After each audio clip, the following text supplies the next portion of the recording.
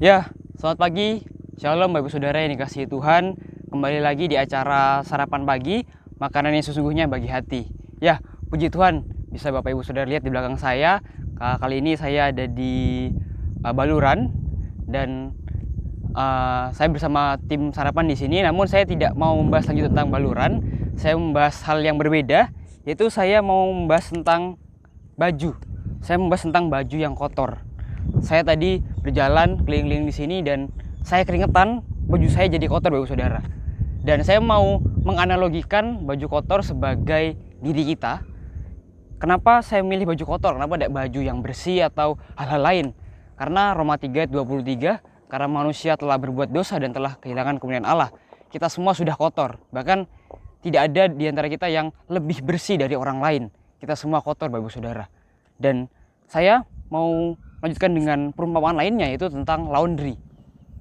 Saya berpikir bahwa sebenarnya kehidupan kita di dunia ini seperti sebuah laundry, seperti proses pencucian baju dengan kita sebagai baju kotornya. Jadi proses pencucian di sini saya rangkumkan ada beberapa, yaitu proses pencucian, diperas, dijemur atau dikeringkan, disetrika, lalu biasanya di laundry dijemput oleh pemiliknya. Nah, seperti itu.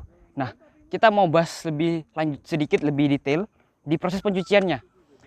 Bagaimana kalau kita mencuci dengan mesin cuci? Pastinya jelas kita akan diubek-ubek di situ. Baju kita akan diputer-puter.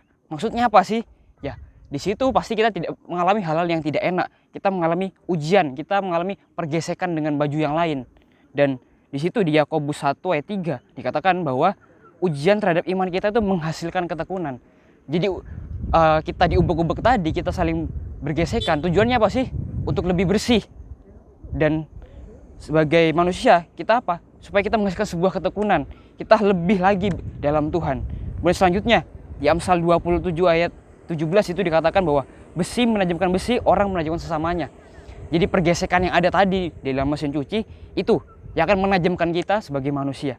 Kemudian di dalam mesin cuci tentu kita tidak sendirian. Kita bukan hanya satu-satunya baju yang kotor, pasti ada baju lain. Seperti yang Amsal tadi katakan bahwa manusia menajamkan sesamanya. Kita butuh orang lain sebagai manusia. Kemudian yang kedua pasti ada sabun Bapak Saudara. Apa sih sabun? Sabun itu berbicara soal firman Tuhan. Di situ dikatakan bahwa di Yohanes 15:3 saya bacakan bahwa kamu memang sudah bersih karena firman yang telah kukatakan kepadamu. Ya, firman yang membersihkan kita, firman yang telah menyucikan kita di situ. Dia berperan sebagai sabun. Kemudian selanjutnya tentu pasti ada air sebagai medianya. Air ini kalau Bapak Ibu Saudara tahu merupakan salah satu manifestasi dari Roh Kudus. Nah, kita lanjut di proses selanjutnya, yaitu diperas. Apa artinya diperas? Diperas maksudnya adalah harus ada yang dibuang, harus ada yang disingkirkan. Apa yang disingkirkan? Yang pertama Bapak Saudara, masa lalu. Kita membaca di Yesaya 43:18 itu dikatakan bahwa janganlah ingat-ingat hal yang dahulu, janganlah perhatikan hal-hal dari masa purbakala. Kita harus tinggalkan masa lalu kita, kehidupan manusia kita yang lama. Kemudian yang kedua yang harus kita buang, yang harus kita tinggalkan adalah hal negatif. Di Kolose 3:5 dikatakan bahwa karena itu matikanlah dalam dirimu segala sesuatu yang duniawi, yaitu percabulan, kenajisan, hawa nafsu, nafsu jahat, dan juga keserakahan yang sama dengan penyembahan berhala. Itu dua hal yang harus kita tinggalkan, dua hal yang harus kita buang ketika kita berada dalam proses pembersihan oleh Tuhan. Dan proses selanjutnya adalah dijemur. Tentu setelah kita diperas, baju akan kita jemur. Atau sebagian orang menggunakan mesin cuci, lagi-lagi dimasukkan dalam mesin cuci. Kita diubek-ubek lagi, kita diputar-putar lagi. Apa maksudnya? Yang artinya setelah kita selesai tadi dibersihkan, kita diperas, kita sudah buang hal-hal yang negatif, kita tetap akan diubek-ubek, kita akan tetap masuk dalam ujian, pencobaan. Yang artinya apa? Hidup kita tidak selesai dengan pencucian tadi, pembersihan tadi, membuang hal negatif.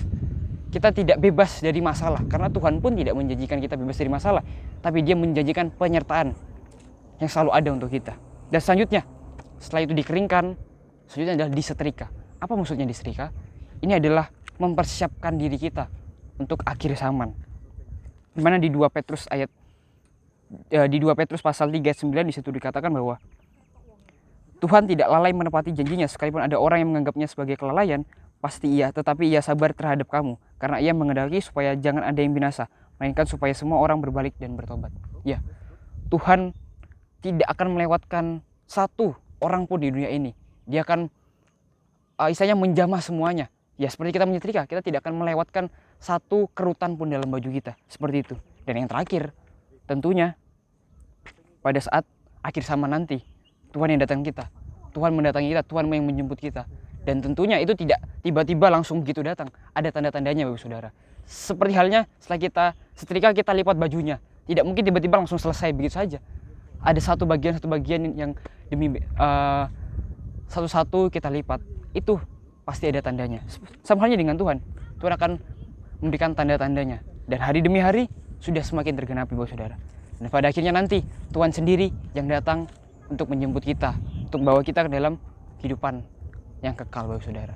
Mungkin sekian yang bisa saya sampaikan, dan percayalah bahwa Tuhan memang tidak menjamin kita bebas dari masalah. Kita akan selalu diubek-ubek dalam mesin cucinya Tuhan, dalam laundry-nya Tuhan. Tapi percaya Tuhan selalu menjamin penyertaannya untuk kita, sehingga kita boleh mendapatkan kehidupan yang kekal dalam Dia. Terima kasih. Sekian dari saya. Tuhan Yesus memberkati.